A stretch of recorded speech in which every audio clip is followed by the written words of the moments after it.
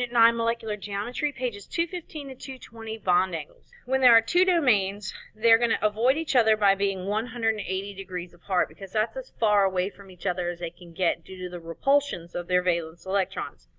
Three domains are going to avoid each other by being 120 degrees apart from one another. All three bonded angles have to be equivalent, so 120, 120, 120 all the way around. Lone pairs occupy more space and repel the bonding domains more. This reduces the bond angle. And this is going to be a really great short answer to a question of why would this have less than 120 degrees bond angle?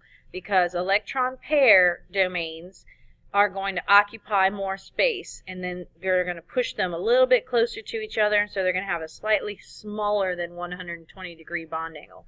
Multiple bonds also occupy more space than bonding domains. Four domains avoid each other by arranging the domains at the corners of a tetrahedron. The bond angles are going to be 109.5 between each of these. When lone pairs are present, their larger size increases repulsions and reduces the bond angle. So because we have lone pairs here, we're going to have less than 109.5. It's okay, since there are two lone pairs, for you to actually say less than 109.5. Two lone pairs reduce the bond angles even more. See example 9.52 on page 219.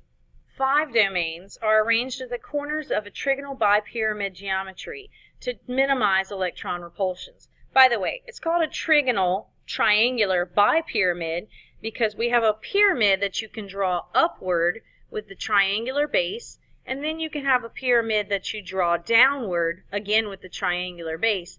And so it's a bipyramid because it's like two pyramids that are against each other.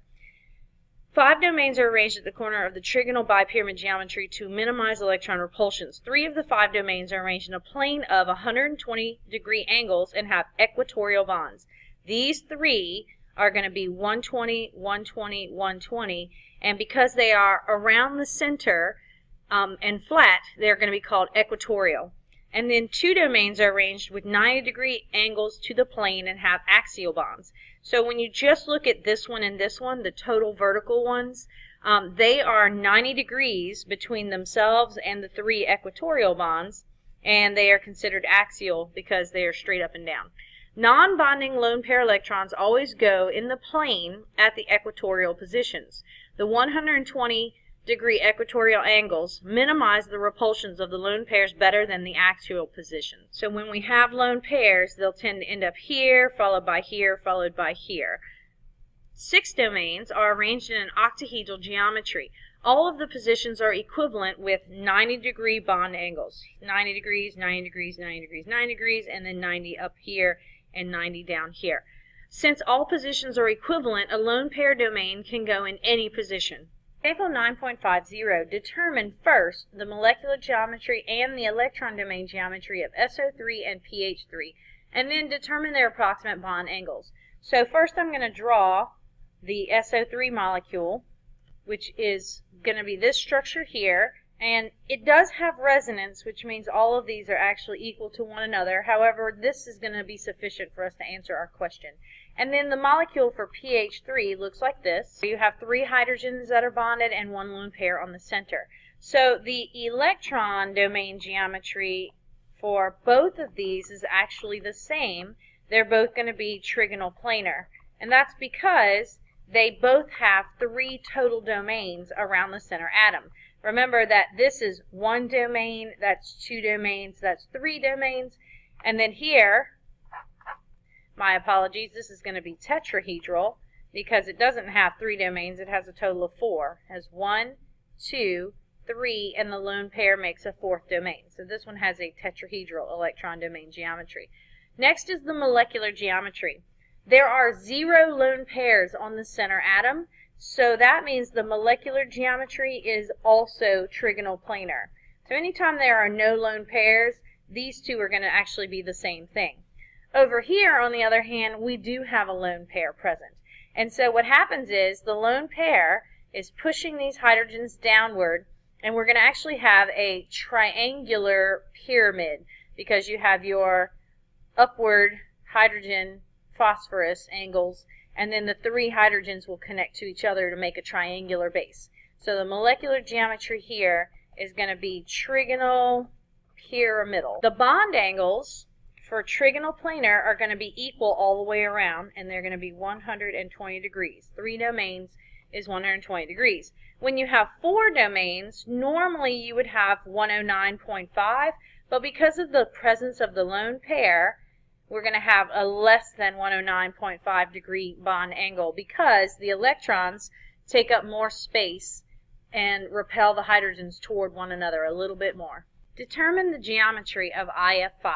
So first, let's draw the Lewis structure. So we need 42 electrons total. We have an iodine in the center surrounded by 5 fluorines. Once you give each fluorine its octet and you count the total bonded electrons and these non-bonded electrons, we only have 40 electrons, which means there's an additional lone pair on the central iodine atom. So we have a total electron domain geometry of 1, 2, 3, 4, 5, 6 domains. So that makes this octahedral. The molecular geometry is going to be, if we ignore that one lone pair, then we're going to end up with what's called the square pyramidal shape. And what you can see here is that we have a square that these 4 fluorine atoms create for the base of the pyramid, and then if I go up with each of these fluorines to that top fluorine, then those are going to create the pyramid shape itself. Normally we're going to have 90 degree bond angles for an octahedral, but because there is one lone pair, you could say it's going to be a little bit less than 90 degrees. Example 9.52. Rank the following molecules in order of increasing bond angle. So let's draw the Lewis structures for each of these. Now, because we have 1, 2, 3, 4 domains here, that means that we're going to have bond angles of 109.5 degrees between each of the atoms. Because this one has a total electron geometry of 4 domains, but we have one lone pair present, that means 4 domains is normally 109.5, but it's going to be a little less than because of the presence of the lone pair. And then this one again has 4 total domains, but because there are 2 lone pairs, it's going to be less than 109.5 degrees. And so in ranking of order of increasing bond angle, this one is the smallest, and then this one is next, and then this one's going to be the largest bond angle of the 3. Here's your note card for this section, and I would highly recommend actually drawing out each of these in exactly these placements to kind of get used to it. So here you have 2 domains, you'll get a 180 degree bond angle. 3 domains, you're going to have 120, but if we have a lone pair, then it's going to be less than 120. 4 domains is 109.5. When we add a lone pair, it's less than 109.5, and when we add 2 lone pairs, it becomes less than 109.5. 5 domains is going to have 2 bond angles. The axial positions, which are up and down, are going to have angles of 90 degrees between the axial position and the equatorial positions. And then the equatorial positions are these 3, which are flat and around the center, and they are going to actually be 120 from one another all the way around here. If you add a bond angle, a lone pair on the center atom here, then these become a little bit less than 120. These are still going to be 90 degrees. However, it's going to be a little less than 90 here. So we can say less than 90 and less than 120 as you add a lone pair. Here you're going to add 2 lone pairs, and so that's going to be less than 90 and less than 120.